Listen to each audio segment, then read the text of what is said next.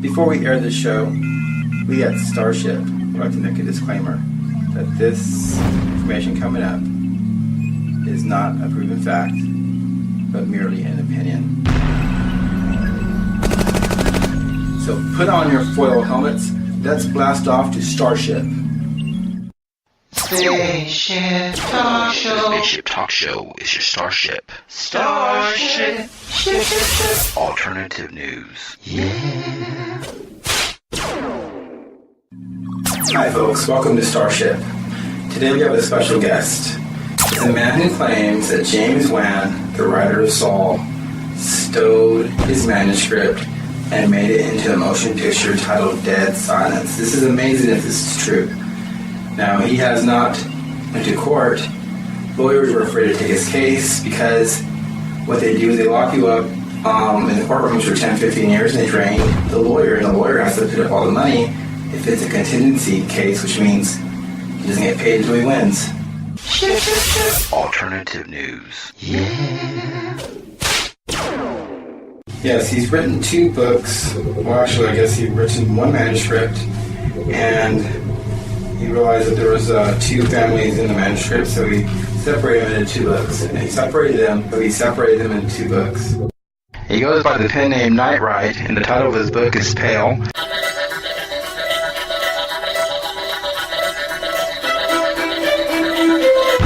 First 1,000 people to contact Nightright at nightright@yahoo.com shall receive a free copy of Pale.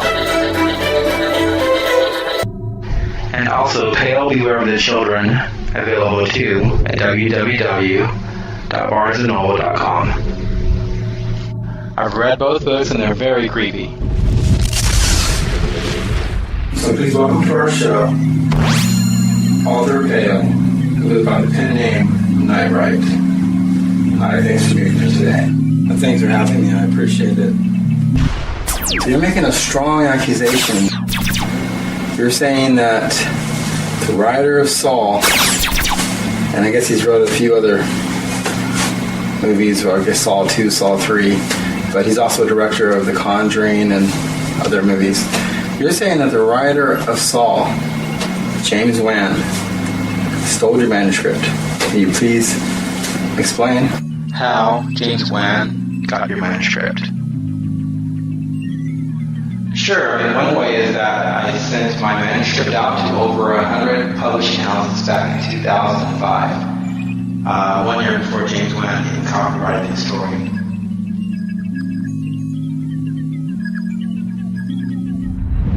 So you do have proof that your story was written before James Wan's. I mean, you have documentation, correct? So if somebody was to confront you, you do have the certificate, the date of copyright, which you're saying actually precedes James Wan's date of his copyright version of Dead Silence.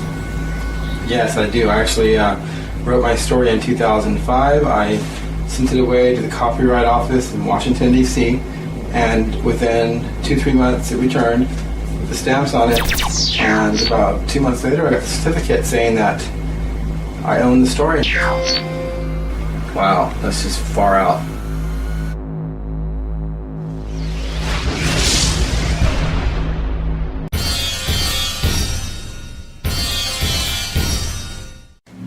Hey, do you mind if I show a clip from my documentary to compare the movie Dead Silence with my book? Wait. I'm sitting here with an aluminum foil hat, a Halloween costume. You got the floor. Show a clip, go ahead. I'll let you.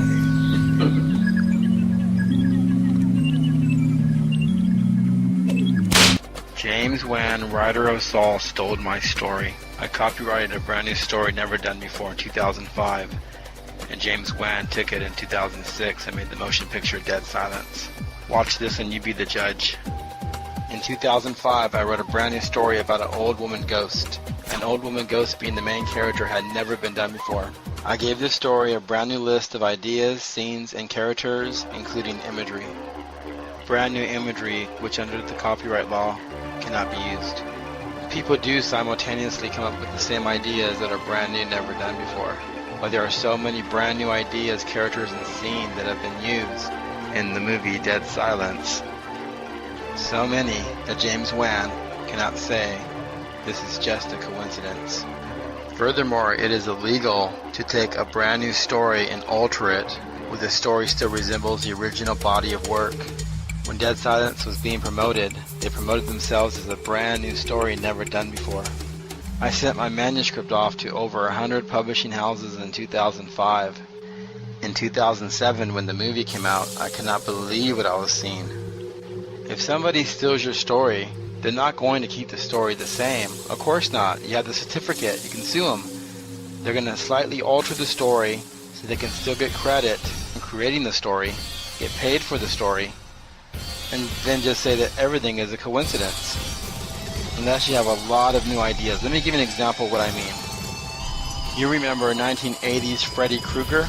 Okay, Freddy Krueger is a fine example. It was a brand new story about this man that haunts your dreams, and if you die in your dreams, you die in your real life. Well, you can't own that idea, so someone else could have used a regular man that came into your nightmares and killed you in your dream and you died in real life. Even a bunch of creepy children, even an old woman ghost. But if they were to change his hat into a cap and change his red stripes into red polka dots and change his 5 razored fingers into a hook where he still resembled the character, that is a copyright infringement. And just like Freddy Krueger, my main character, Susan Pale, is also a trademark character. Her last name being Pale, and that's the title of the book, Pale. James He took Susan Pale and turned her into Mary Shaw. If you become scared, Susan will choke you. If you scream, Mary Shaw will cut out your tongue. Every time Susan Pale attacks, there's a supernatural darkness. Every time Mary Shaw attacks, there's a supernatural silence. I better back up. Let me start from the beginning. Before they were a ghost. Susan Pale was an old woman pianist that lost her hands and got them back supernaturally. Mary Shaw was an old woman ventriloquist that lost her voice, then supernaturally spoke in 2 voices at the same time. Both old women ghosts have a poem that goes with their theme. The pianist her hands, ventriloquist her tongue. There's something else I want to point out. Then I'll take you through the story, the flashback scene, the present, and to the shockful ending. Is this new imagery here? Can this also be a coincidence? Let's go to the story. We'll start from the beginning to the end. 80 years ago, Susan Pale was an old woman pianist that lost her hands trying to save her baby's life. 60 years ago, Mary Shaw was an old woman ventriloquist who lost her voice trying to make her puppet baby appear alive. Susan Pale had lost her hands, but got her hands back supernaturally. Mary Shaw had lost her voice, but got 2 voices back supernaturally. After a little boy teases the old woman about the loss of her baby and her hands, the old woman kidnaps him. After a little boy teases the old woman about the loss of her voice and her puppet baby, the old woman kidnaps him.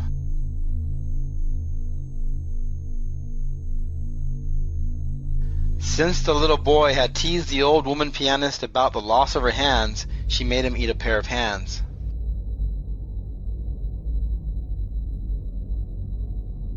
Since the little boy had teased the old woman ventriloquist about the loss of her voice, she cut out his tongue. After the old woman kidnapped the little boy, she put him in a secret room below her bedroom window. After the old woman kidnapped the little boy, she put him in a secret room in her bedroom wall.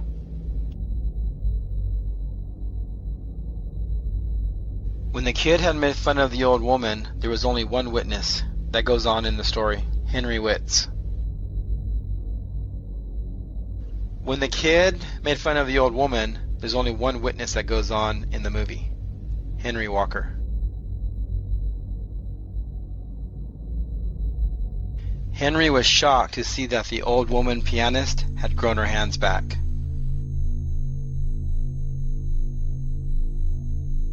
Henry was shocked to see that the old woman ventriloquist had supernaturally spoken in two voices at the same time.